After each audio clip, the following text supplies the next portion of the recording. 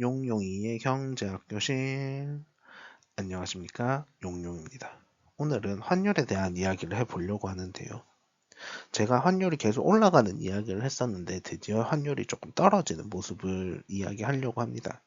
그리고 실제로 우리나라에서 지난 주말간 해서 달러가 1470원이 넘어갔던 상황에서 이제 1450원대로 이렇게 떨어지게 됐거든요. 그래서 약 20원 정도가 떨어지게 됐는데요.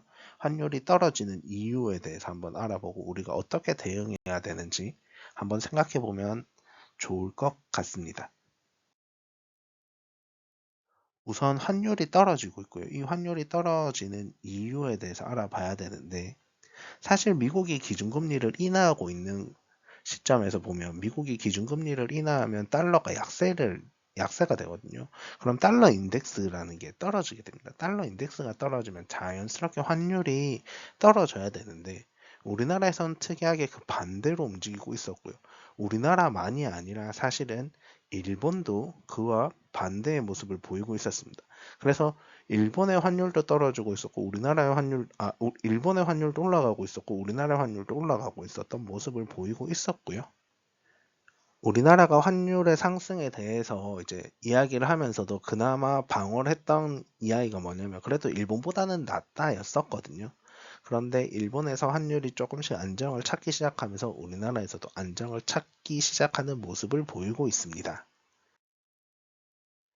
그래서 뉴스들을 보면 이제 왜 환율이 지금 떨어지고 있느냐라고 이야기를 하면 첫 번째로 N고라는 단어가 나오고요. 두 번째로는 이제 동조화 현상이라는 표현이 나옵니다.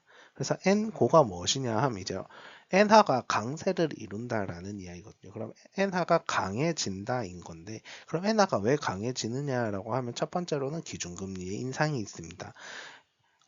일본에서는 이제 제로금리를 하다가 기준금리를 인상하는 모습을 보이고 있고요. 최근에도 기준금리 인상 시그널은 존재했습니다.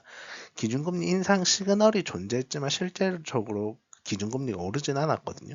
그럼에도 불구하고 이게 오를 것이다 라는 사람들의 심리, 기대가 있기 때문에 거기에 대해서 이제 기준금리가 이번에는 아니지만 다음에는 오르지 않을까라는 생각을 하면서 엔화가 좀 강세가 되는 현상이 있고요. 그리고 또 최근에 미국에서 미국 재무부 장관이 이야기를 했던 게 뭐냐면 이제 우리나라의 원화의 가치가 우리나라 펀더멘탈 기준으로 봤을 때 맞지 않다라는 이야기를 했었어요. 사실 저도 맞지 않다고 생각은 하거든요. 그런데 어쨌든 그런 이야기를 했었고, 또 미국과 일본이 공동으로 이제 환율에 개입을 하는 게 아닌가라는 이야기가 조금씩 나오고 있습니다. 아무래도 이건 조금 정치적인 이야기라서 함부로 이야기를 하긴 그렇지만, 최근에 트럼프가 이제 그린란드에 관심을 가지면서 유럽과 사이가 점점 나빠지고 있잖아요. 유럽과 사이가 나빠지면서 동맹국 차원에서 이제 아시아에 대한 관심이 조금 늘어나고 있는 게 아닌가라고 생각을 하고요. 그 현상의 하나라고 생각을 해요. 그래서 그들의 경제 펀더멘탈을 조금 지켜줘야겠다라는 생각을 하지 않나 라는 생각을 하고 있고요. 또 이제 미국 입장에서도 트럼프는 사실 제조업의 부흥을 꿈꾸잖아요. 제조업이 리턴하길 바라는데 또 이제 아시아의 많은 국가들이 환율이 박살이 났는데 그럴 경우에는 아시아에 또 제조업 국가가 많아요. 그렇게 되면 이제 제조업 국가가 환율이 상승하게 되면 상대적으로 미국에서 파는 가격이 낮아지게 되거든요. 그렇게 됐을 때 이제 미국에서 제조업을 부흥하기도 힘들어지게 되는 거죠. 그래서 사실 우리나라는 예전부터 이제 환율 조작국이라는 이미지가 조금 있었어요. 미국 내에서는. 그래서 트럼프가 되게 우리나라의 수출을 싫어하는 모습을 보이긴 했었거든요. 그럼에도 불구하고 지금은 우리나라의 손을 잡아야 된다라고 생각을 하는 것 같고요. 뭐 우리나라뿐만 아니라 일본의 손도 잡아야 된다라고 생각을 하는 것 같아서 지금 이제 이게 펀더멘탈적인 차원에서 조금 조정이 이루어지고 있다라고 생각을 하고요. 또 한편으로 보면 이제 우리나라 입장에서도 환율이 너무 높아지면 사실 이건 경제적인 문제가 많아요. 특히 원자재를 수입하는 과정에서도 문제가 생기거든요. 근데 이건 또 일본과 매우 흡사한 형태를 가지고 있습니다. 그렇기 때문에 이 앵고 현상과 더불어서 동조화 현상이라는 말이 나타나는데요. 이게 우리나라와 일본의 경제 체제가 경제의 모습이 상당히 비슷한 게 많습니다. 그래서 옛날에는 그런 이야기를 했었어요. 일본에서 발생하면 우리나라에서 한 10년 뒤쯤에 발생한다라고 이야기를 하거든요. 그래서 우리가 일본을 쫓아간다라고 이야기를 하는데 일본이 잃어버린 10년, 잃어버린 20년, 이제 잃어버린 뭐 30년 이야기도 나오고 있는데 그 시간 동안 우리가 많이 따라간 게 아니냐라고 이야기를 하고 있지만 그럼에도 우리나라의 경제 모습과 일본의 경제 모습이 매우 흡사하다라고 이야기를 할 수 있고요. 그런 면에서 이제 같은 방향으로 향해서 가고 있다라는 이야기를 하거든요. 우리는 그럴 때 이제 동조화 현상이라는 표현을 많이 씁니다. 사실 이 동조화 현상은 어디서 많이 보냐면 사실 증시에서 정말 많이 보이거든요. 미국에서 밤새 주가가 많이 오르면 그 관련 주들이 미국의 그 증시의 그 상승을 이끌었던 그 힘들이 한국으로 그대로 이어집니다. 예를 들어 뭐 엔비디아나 뭐 AI나 뭐 테크주 관련돼서 미국에서 밤새 그 주가들이 올랐다면 그 다음날 우리나라에도 관련 주들이 상승하는 모습을 보이거든요. 그런 모습을 보면 이제 우리가 투자를 하는 과정에서 미국을 많이 참고하잖아요. 그 이유가 바로 동조화 현상이 있기 때문이고요. 또 우리나라와 미국의 기준금리를 조사해 봤을 때 제가 약 10년 전쯤에 조사를 해 봤는데 그 당시에는 동조화 현상이 뚜렷하게 있었습니다. 근데 지금은 많이 깨졌을 거예요. 왜냐하면 이제 우리나라가 관심을 많이 가졌던 건 내외금리 차거든요. 내외금리 차에 따라서 우리나라의 외국인 투자자들을 많이 관리했었는데요. 지금은 이제 우리나라도 규모가 많이 커지다 보니까 외국인 투자자도 우리나라 경제에 매우 중요한 요소지만 다른 중요한 요소들도 많아지고 있거든요. 예를 들면 이제 가계부채 같은 문제라든지 그와 관련된 부동산 가격이라든지 이런 것들은 이제 우리나라 내부의 문제잖아요. 그래서 이제 미국과 우리가 금리가 역전되는 현상이 발생했음에도 불구하고 우리가 현재 금리를 유지하고 있는 금리 기조를 유지하고 있는 모습을 보이는 이유도 사실은 이제 우리나라가 그만큼 펀더멘탈이 강해졌고 성장했기 때문이거든요.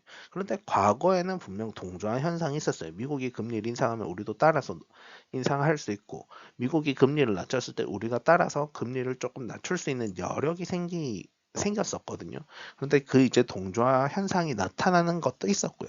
최근에는 이제 이 동조화 현상이 많이 깨어지고 있는 모습도 존재는 합니다. 그래서 동조화 현상이 나타난다고 해서 계속 그걸 따라가는 게 아니라 경제 상황에 맞춰서 혹은 경제 펀더멘탈 상황에 맞춰서 이게 이제 유지가 될 수도 있고요. 깨어질 수도 있는데 어쨌든 지금 환율이라는 측면에서는 엔고 현상이 발생하고 있고요. 이 엔고 현상이 발생함에 따라서 우리가 동조화 현상을 통해서 우리가 거기에 편승하고 있고 그렇게 되다 보니까 환율이 조금씩 조정되고 있다라고 이야기를 할 수 있습니다. 그래서 기준금리를 보면요. 미국의 기준금리는 하락하고 있어요. 그래서 미국이 달러 인덱스가 110을 찍었고요. 지금에서 쭉쭉쭉 내려와서 이제 97 정도가 되고 있거든요. 그래서 미국의 기준금리가 조금 떨어지고 있는 모습을 보이고 있고요. 일본은 지금 기준금리 인상 시그널은 존재합니다. 일본의 기준금리 인상 시그널은 존재하나 지금 상승은 할까라는 고민을 해볼 필요가 있고요. 다만 제가 이번 환율에 대해서 우려하는 게 뭐냐면 사실 정부에서 환율에 대한 개입을 하겠다라는 시그널을 명백하게 보였고요. 그 다음에 플라자 합의처럼 미국과 일본에서도 환율에 대해서 개입하려는 모습이 보이고 있거든요. 그랬을 때 우리가 그 시장이 어떻게 반응하느냐의 문제인데 사실 최근에 이제 정부에서 적정 환율이 얼마다라는 이야기를 한 적은 있어요. 그것은 정부가 목표로 하는 건데 그 정부가 목표로 하는 것이 그대로 이루어질 수 있느냐는 시장의 생각과는 또 다를 수 있거든요. 그런데 정부가 힘으로 이 시장을 지금 누르려고 한다면 거기에 대한 부작용이 더 많이 발생하게 될 거예요. 그렇기 때문에 그런 이제 부작용들을 우려하고 있고요. 저는 계속해서 말하지만 저는 시장의 힘을 조금 많이 믿는 편입니다. 그래서 정부의 개입은 줄어들어야 된다라고 생각을 하는데 미국과 일본 그리고 우리나라가 이렇게 시장에 환율 시장에 동시에 같이 개입을 해버리면 이것을 이제 누르는 힘에 의해서 나중에 문제가 생기면 이 작게 넘어갈 문제가 더 큰 문제가 될 확률이 높아지거든요. 마치 만화 같은 데서 보면 왜 화학 제품이 막 부글부글 끓다가 그게 폭발하게 되잖아요. 그런데 그 폭발하는 게 아니라 중간중간 김을 빼줘야 되거든요. 그런데 그걸 안 해주고 폭발하는 모습이 되지 않을까라는 우려를 하고 있고요. 또 경제는 우리는 파동이라고 이야기를 하는데 이 고가 높아 고점과 저점이 높아졌다 낮아졌다 하는데 그것을 잔잔하게 만들어 줘야 되는 게 이제 저는 경제 정책이라고 생각을 해요. 그런데 그 고점과 저점을 지금 고점을 키워서 저점이 떨어졌을 때 더 크게 떨어지는 우려가 발생하지 않을까라는 생각을 해보고 있고요.